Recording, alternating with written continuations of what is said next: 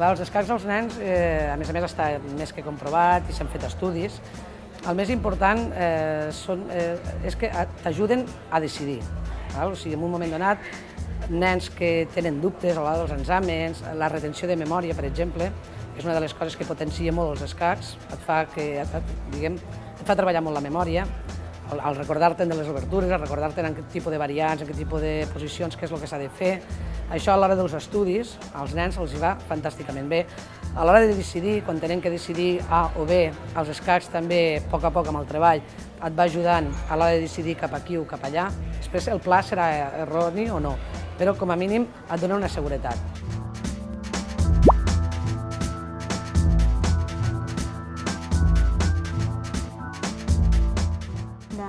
Estic una mica nerviosa,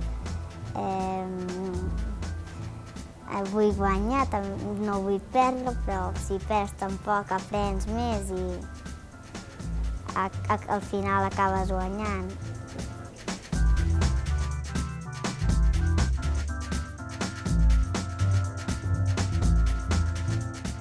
És un esport bastant individual, i per tant, vull dir, aquí no és allò no m'han passat la pilota o em tocava el sol a la cara. Vull dir, si perds, perds tu i si guanyes, guanyes tu. Vull dir, és un efecte de responsabilitat molt sèrio.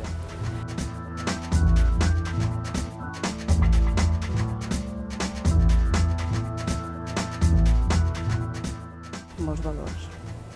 La constància, la paciència, saber que hi ha coses que s'aconsegueixen a llarg termini, que han de tenir una previsió, que han de reflexionar, que han d'analitzar després el que han fet, que tot té conseqüències.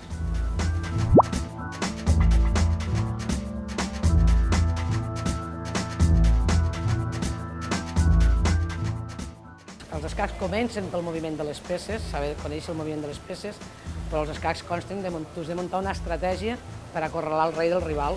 Al mateix temps, el rival està fent el mateix amb tu.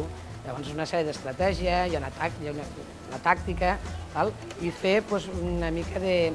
vindria a ser com una batalla al taulell, i el que vagi més segur, el que vagi més sòlid i el que vagi fent, per dir alguna cosa, assegurant més els plans, té més opcions de victòria que l'altre. Que moltes vegades no vol dir res, perquè a vegades el temps se t'acaba, has pogut jugar una partida molt bona, però se t'acaba el temps i has d'estar improvisant i, a vegades no acaba de sortir com voldries que sortigués.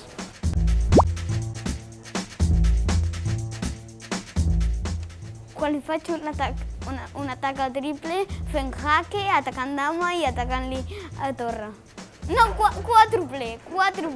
Pues que el cavall es posa en un puesto que fa jaque, ataca dama, ataca torre i ataca una altra torre. És un esport que absorbeix bastant i fa que no et permet perdre la concentració. Llavors això, sobretot després aplicat a la vida i als estudis, per als nens és fantàstic. S'obre molt el cap en quant a coneixement una miqueta tàctic, de resoldre problemes, de matemàtic, és bo en matemàtiques, li agraden les matemàtiques, potser té a veure. I llavors jo crec que sí, li aporta l'agilitat mental, la resolució de problemes, a part que s'ho passa bé, perquè hem conegut gent, estem aquí ara en un campionat, a la piscina jugant, corrent, és a dir que tant socialment com pel propi desenvolupament del nen, del cap, penso que és una bona cosa.